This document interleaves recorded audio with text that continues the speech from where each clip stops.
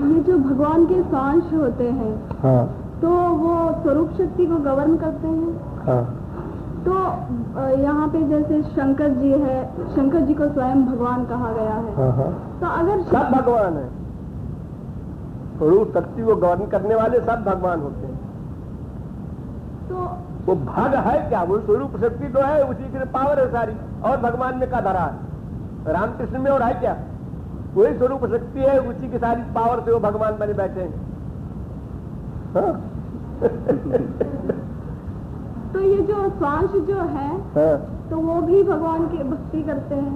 हाँ, तो अगर श्वास की कोई उपासना करता है, हाँ, तो उसको मतलब जैसे कोई शंकर जी की उपासना करता हाँ, है, हाँ, तो शंकर जी की प्राप्ति हो गई हाँ, हाँ, बनने के बाद, तो क्या वो शंकर जी भी श्री कृष्ण की भक्ति करते हैं? हाँ, हाँ। उनको शंकर जी की प्राप्ति होगी या जैसा लक्ष्य होगा जीव का। अगर जीव कहता है हमें शंकर जी तक ही चाहिए सब कुछ, तो शंकर जी में के लोक में ही रहेगा वो।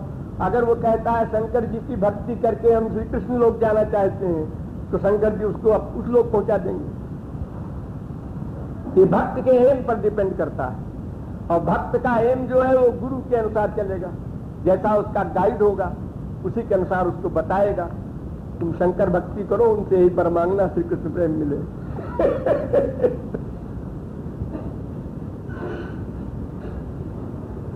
और जी ये दर्शन शास्त्र जो है 12, वो क्या? तो तुमको तो दर्शन शास्त्र के नाम याद रखना है, तो 12 दर्शन का ज्ञान तो तुम 12 जन्म में नहीं कर पाओगे। नाम? अरे नाम तो 4 तो है, ये बौद्ध वाले, एक चारवाक, एक जैन, 6 हो गए। ये नास्तिक दर्शन है। चारवाक दर्शन सबसे नीचे, इससे ऊंचा बौद्ध दर्शन। बौद्ध दर्शन में माध्यमिक, सौत्रांतिक, योगाचार और सर्वशून्यवाद, ये 4 उसके हो गए बौद्ध धर्म के। तुम्हारे पास है सब लिखा हुआ। और छठा है वो जैन धर्म, उससे ऊंचा, यानी चारवाक शरीर तक गया, बस इसके ऊपर गए बौद्ध बुद्धि तक, इसके ऊपर गया जैन, तो आत्मा को उसने माना, लेकिन शरीर परिमाण माना, वेद को नहीं माना। इसलिए 6 दर्शन नास्तिक दर्शन हो गए। और वेदांत, सांख्य, न्याय, मीमांसा, पातंजलि, वैशेषिक, ये 6 दर्शन वैदिक हैं, जो वेदों को अथॉरिटी मानते हैं। ये 12 दर्शन। फिर इसमें जो गुरुवे नमः जो है और गुरवे नमः, गुरुवे नमः, गुरवे नमः, इसमें कौन सा फर्क? गुरवे रा, रू नहीं, ऊ को आओ हो जाता है। ऊ शब्द को, जैसे विष्णु तो विष्णवे नमः, विष्णुवे नहीं। हरि को हराए नमः, हरिये नमः नहीं होता। हरि में क्या बोलती हो? हराए नमः। विष्णु में क्या बोलती हो? विष्णवे नमः। इस प्रकार गुरु को गुरवे नमः। ग्रामर है संस्कृत। फिर आकस्मिकी घटना या आकस्मिक घटना? आकस्मिकी घटना या आकस्मिक घटना? दोनों ठीक है, आकस्मिकी ज्यादा अच्छा है। राधा उदोजी मन न भये 10-20, एक हुतो सो गयो श्याम संग को अवराधे ईश। एक ही मन है, वो श्याम सुंदर के पास चला गया। अगर 2-4 मन होता तो एक श्याम सुंदर को दे देते, एक संसार को भी दिए रहते, अपना दोनों काम चलता। संसार की आसक्ति भी न छोड़ना पड़े और भगवत प्राप्ति भी हो जाए।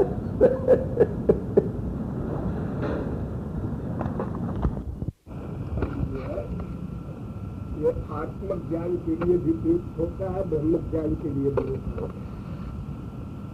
ऐसे ही आत्मा शब्द जो है, यह भी जीवात्मा के लिए भी होता है और परमात्मा के लिए भी होता है। आत्मा वाले द्रष्टव्य, यहाँ परमात्मा के लिए हुआ।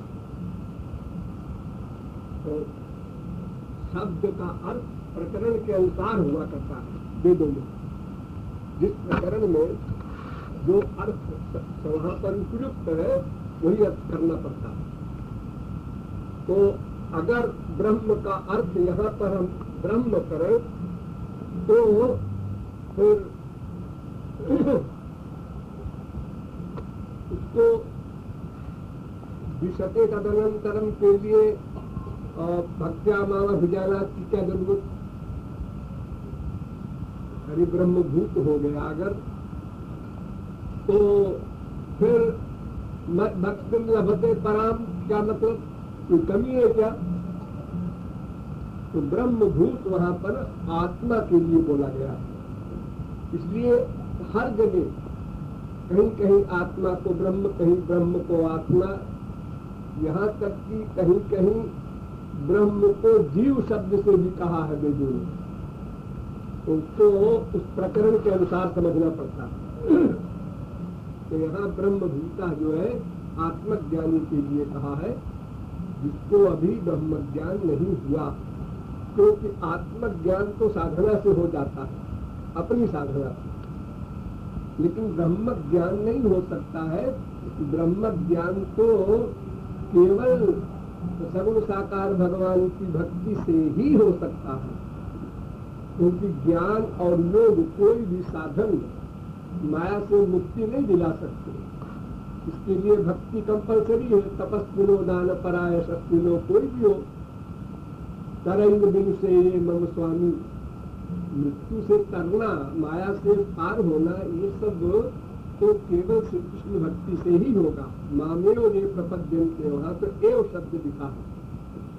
तो इसलिए वह आत्मज्ञानी पराभक्ति जब मिलती है उसको, तो भक्ति से फिर भगवत कृपा के द्वारा वो ब्रह्म का पूरा ज्ञान प्राप्त करता है। यावान यस्यासु, दोनों का पूरा ज्ञान, मैं कितना हूँ, क्या हूँ, तब विशते, तब ब्रह्मलीन होता है। तो आत्मज्ञान के लिए वो ब्रह्म ज्ञान कहा गया। ये जो त्रिपुटी समाप्त हो जाती है, आपने बताया था, तब तो मती को स्टार्ट करता है वो, कि हम ब्रह्मात्म चाहता है ज्ञानी, तो त्रिपुटी समाप्त हो जाती है, कैसी अवस्था थी, अहम भी समाप्त हो जाता है, वही अवस्था है ब्रह्म का प्रसन्नात्मा में। हाँ, यानी पंच महाभूत से परे हो गया, अहंकार से परे हो गया, अब महान बचा, प्रकृति बची। इन दोनों को लाने के लिए ये भक्त्या माँ जाना थी। भाई वो सबसे बड़ी माया जो बची रहती है, वो अहम मिट गया, अहंकार तक तो पार कर गया वो प्रकृति समाप्त होने का मतलब अहम समाप्त, अहंकार गया, लेकिन अभी महान बचा है, उसके ऊपर प्रकृति बची है। तो प्रकृति माया है, मेन चीज वही है, महान तो उसका अंश है, तो माया की निवृत्ति नहीं हो सकती। महाराज फिर इसमें गीता में कहा गया कि माम ही योग्य विचारेण भक्ति योगेन सेवते सगुणान समक्ति इत्यादिता धर्म भूयाय कल्पते, अर्थात मेरी अव्यभिचारिणी भक्ति के द्वारा ही ज्ञानी ब्रह्मभूत स्वरूप को प्राप्त होता है। यहाँ जो अव्यभिचारिणी भक्ति है ये सगुण साकार की है, और भक्ति किसकी होती है? तो ये ब्रह्मभूत स्वरूप को प्राप्त होता है। मतलब जो ज्ञानी चाहता है ब्रह्मलीन होना, वहाँ भी तो भक्त्या माम अभिजानाति है, भक्ति से ही तो ब्रह्म ज्ञान होगा ना। सगुण साकार की कृपा के बिना माया निवृत्ति नहीं होगी, ब्रह्म ज्ञान नहीं होगा, ये दो बातें असंभव है। तो अब व्यभिचारिणी भक्ति के द्वारा ही ब्रह्मभूत होगा, वो ब्रह्म को में लीन होगा। जो भी होगा आत्मज्ञानी, वो ब्रह्म में उसका लय होना या माया से उत्तीर्ण होना, ये भक्ति से ही होगा। वही बात तो वह भी कही जा रही है, ब्रह्म भूयाय कल्पते, जैसे यहाँ कहा वैसे वहाँ कहा कि भक्त्या माम अभिजानाति विशते तदनंतरम, तो तदनंतरम विशते वही है ब्रह्म भूयाय कल्पते, वही बात यहाँ पर कही गई है। अब अगर कोई सगुण साकार भगवान को ही चाहता है तो उसको तो भक्ति करनी ही है, लेकिन अगर कोई ब्रह्मलीन भी होना चाहता है, माया से उत्तीर्ण भी होना चाहता है, तो उसको भी भक्ति करनी पड़ेगी। जब महाराज जी ज्ञानी जब आत्मज्ञान की अवस्था पर पहुंच जाता है तो इंद्रिय मन बुद्धि से परे हो जाता है, तब देह का उसको भान नहीं रहता, होश नहीं रहता। लेकिन ये जो शुद्ध नहीं रहता है, रहता क्यों नहीं देह का भान? ये किसने कहा? रहता है, लेकिन सर्वत्र मैं की फीलिंग करता है, देह भान रहता है, भिक्षा मांगता है, खाना खाता है, शरीर के सब वर्क करता है। शरीर के वर्क नहीं करेगा तो जीवित ही नहीं रह सकता। तो ब्रह्मज्ञानी भी करता है, आत्मज्ञानी भी क्या हैसियत है? वो कुछ देर के लिए जब समाधि में जाता है तो देह का अध्यास तो खत्म हो ही जाएगा, और तो योगी का भी हो जाएगा, ज्ञानी का भी हो जाएगा, साधारण तपस्वी का हो जाता है, लेकिन वो टेम्परेरी है। तो माया जो मेन रीजन है वो बनी हुई है, इसलिए जड़ भरत तरीके समाधिस्थ को भी उसने गिरा दिया। मेन चीज है माया निवृत्ति। वो माया निवृत्ति बिना भगवत कृपा के नहीं होगी, वो ब्रह्म से वो काम नहीं बनेगा, उसके लिए भगवान की शरण जाना पड़ेगा। और समाधि उमाधि तो मिलती जाएगी, समाधि में क्या धरा है? संप्रज्ञात समाधि भी मिल जाएगी, असंप्रज्ञात निर्विकल्प समाधि भी मिल जाएगी। लेकिन वो समाधि है क्या? जैसे हमारे लेक्चर में आया होगा, किसी को मधुमक्खी काट रही हो, पानी में घुस जाओ, थोड़ी देर के लिए बच गए, फिर ऊपर किया, फिर मधुमक्खी आई, तो माया तो बनी हुई है।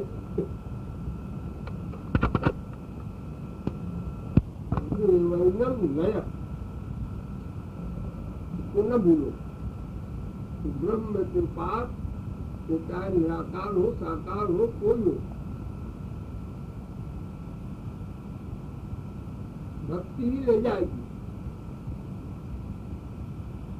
अब उनकी कामना है एकत्व की, उसी के एकत्व मिल जाएगा। एक की कामना है शास्त्र की, एक की तालोक, एक की साधु, एक की सेवा।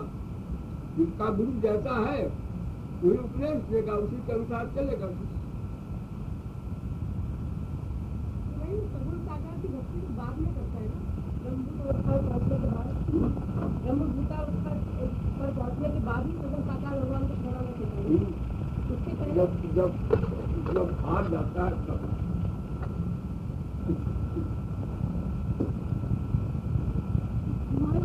ज्ञानी जो है वो अपने आप को ब्रह्म मानता है, अहम ब्रह्मास्मि, तो फिर वो निर्गुण निराकार की उपासना कैसे करता है?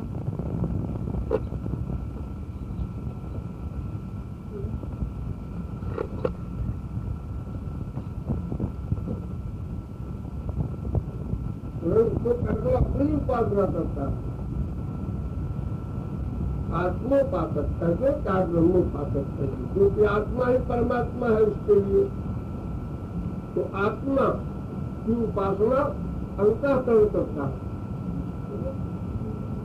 आत्मा अलग तत्व है, अंतःकरण अलग है। तो कहते हैं हम संसारी जीव अपने को देह मानते हैं, वो अपने को आत्मा मानता है, और अंतःकरण से अपना चिंतन करता है आत्मा, और आत्मा को ब्रह्म मानता है, और ब्रह्म के अतिरिक्त कुछ मानते ही नहीं। फिर आपने एक बार कहा था कि भक्ति मार्ग से जो आत्मज्ञानी बनता है, भक्ति मार्ग से, तो वो कैसे? भक्ति मार्ग से आत्मज्ञानी कैसे बनता है? आपने एक बार बताया था। कैसे बनता है? अरे अंतःकरण शुद्धि हो गई, आत्मज्ञानी बन जाएगा, उसकी छोड़ दे। अगर कोई कहे हम यही खड़े रहेंगे, खड़े रहो। अंतःकरण शुद्धि प्रमुख है। तो चाहे योग मार्ग से जाओ, चाहे तपस्या से जाओ, चाहे कोई कर्म समर्पण से जाओ, किधर से भूल के जाओ, अंतःकरण को शुद्ध किया आपने। अब इसके बाद रास्ते अलग अलग हो गए। कोई अद्वैत में जाए, कोई विशिष्टाद्वैत में जाए, कोई किसी में जाए। अंतःकरण शुद्धि होने पर जो अंतःकरण में ये फीलिंग है कि मैं देह हूँ और ये देह के नातेदार हमारे हैं और इंद्रियों के विषय से हमको सुख मिलेगा, ये जो भ्रांति है, अंतःकरण शुद्धि बचकर ही आती है। ये भ्रांति इसीलिए है कि द्वितीयाभिनिवेश अतस्यात्, द्वितीय का अभिनिवेश हो गया।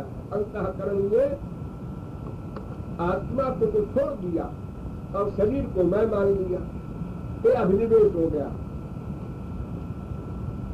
अब वो किसी कारण से हुआ तो इसके कारण मत विभ्रम हो गई, विपर गया और आत्मा को भूल गया। अब किसी ने साधना करके किसी मार्ग से भी अंतःकरण को शुद्ध कर लिया, किसी को कुछ लोग बोलते हैं बस में कर लिया।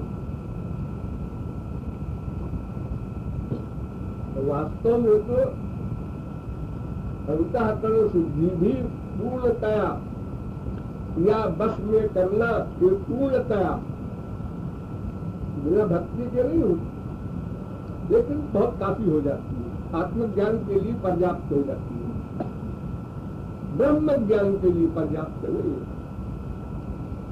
क्योंकि कथम बिना रोम हर्षम, बिना भक्ति के तो अंतःकरण शुद्ध नहीं होगा। शुद्ध ही ना अंतरात्मा, शंकराचार्य ने भी माना।